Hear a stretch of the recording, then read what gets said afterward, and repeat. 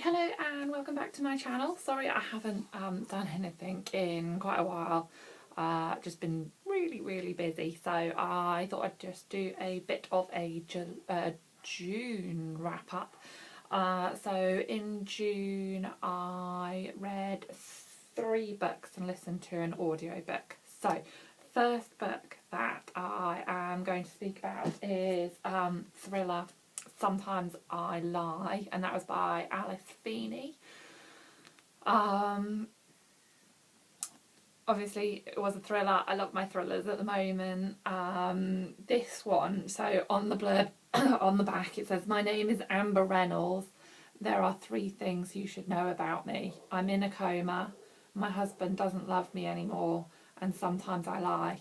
So the blurb doesn't really give you a great deal of information about what's going on, so I was kind of coming to it cold. But it was really good, and it was very twisty and turny. I got to a point about a third of the way through where I was like, I know what's going on here. I think I've kind of cracked the twist. And I was like, that's a bit rubbish that I've got it that quick. And then it turned again and I was like, oh, actually I didn't have it. But it's basically about a radio presenter who is in a coma. And the story flips. It has like 3 strands. So there is her life a week before she goes into the coma, and what she's doing as this radio presenter, and kind of how the whole thing comes about. And then there's the strand where she's in the coma and she can hear things going on around her in the hospital room. And then there is a 3rd strand, which is a childhood diary, and it just flips between the 3, and it is very cleverly done. And as I say, I thought that I had it, and I thought that made the book really rubbish, and then I realised that actually I didn't have an idea of what was going on, so actually it was really good. But yeah, highly recommend it. Sometimes I Lie. Nice, easy, quick read, but really good. Next one I read was The Girl with All the Gifts. Really good. I know it's being made into a movie and I'd be really interested to watch it now. But the premise of the story is that this girl, Melanie, is in a army base where she is being held captive, but it's because it's almost for her own safety and for the safety of others, because she has this disease almost. It's like a virus that has gone around humankind, and these people have turned into almost zombies. But the army base that she's being kept on is attacked, and she has to go out into the big wide world with a group of people from the army base. And it's quite good in that it's not just a book about the apocalypse and the end of the world. It's kind of about human nature and the relationships between people. It looks at how education plays a part in the world. So it's got some really quite deep themes in it when you go down. And there's another one of those with the book club questions in the back. And I always like to go through those and just see what they are and kind of answer them on my own. And I sometimes find that helps me think about the book a little bit more carefully. And it did give me a deeper kind of look into some of the, as I say, deeper themes of the book. So I always recommend looking at those book club questions, because they do make you think a little bit. Obviously I'm not going to like write an essay about it, but I have a little chat with myself in my head about it. So yeah, another good one. The next one is another thriller. It's Claire McIntosh's I See You. I picked this up because I had read I Let You Go and really enjoyed it, and this is her 2nd book. This one I said in my June book haul, or what I'm reading in June, that I didn't really have a clue what it was about, and I knew it was about a woman who saw her photo in an ad in the newspaper, and that was pretty much all I knew.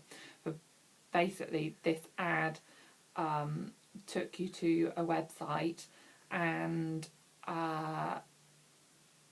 some of the women that had appeared on this website had recently been killed or had some kind of crime carried out against them. So this woman obviously puts this all together and thinks, I'm in trouble. So it shows about the investigation and what they uncover. I won't go into what they uncover. I won't even go a little bit into it because I don't want to ruin any of the twists and turns. But eventually they get to a point where they find out who's behind the website. Obviously, again, it's not who you think it is, and there's probably about 4 or 5 characters throughout where you're just like, oh, it could be them who are behind it, and it still surprises you. So yeah, another good one from her, and it does have her like little bio at the back, and Claire was in the CID for and the police force for quite a bit of time, so she actually knows what she's talking about when she's writing about all the investigations. So yeah, again, it's really good and really well written, and obviously she hasn't had to do a great deal of research because she was a police woman herself. My final one was an audiobook. I finished listening to The Essex Serpent. Obviously there's so much hype about that book, especially like from last year, because it won, I think it was the Costa Book Award. I could be wrong there, but it won awards. It's obviously the most beautiful book ever. If you've seen the book cover, I'm not very good at getting pictures up, so I'm not going to put an image up, but I'm sure everyone's seen the cover now, and it is beautiful. So I think I would like to get a copy of it in hard copy because it is just gorgeous. The book is about a woman called Cora who has just lost her husband, and she decides to move to Essex to look into the case where people think there's a serpent living in the river there. And when she goes to Essex, she befriends a vicar or a clergyman, and it's all about how their relationship grows. And it looks a lot at the fight between science and religion. And I mean, it's set in, I think it's the 1800s. So it was a time when science was obviously progressing a lot, and it's quite interesting to look at the fight between the two.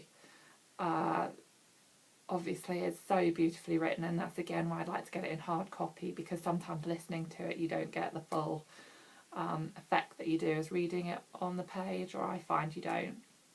But it was really beautifully written.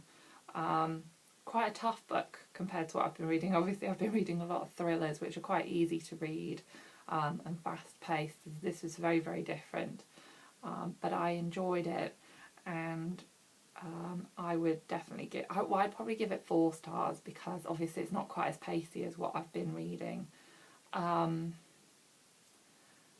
I did really, really enjoy it, and as the first audiobook that I've actually listened to the whole way through, it was quite an unusual experience for me as far as reading is concerned, and something that I would like to repeat. And I have kept up my Audible subscription so that I can get a few more and try some different styles of books, just to see how I feel about them, because The Essex Serpent was quite difficult to listen to. But as I say, I think I might try just reading it. But very good book nonetheless.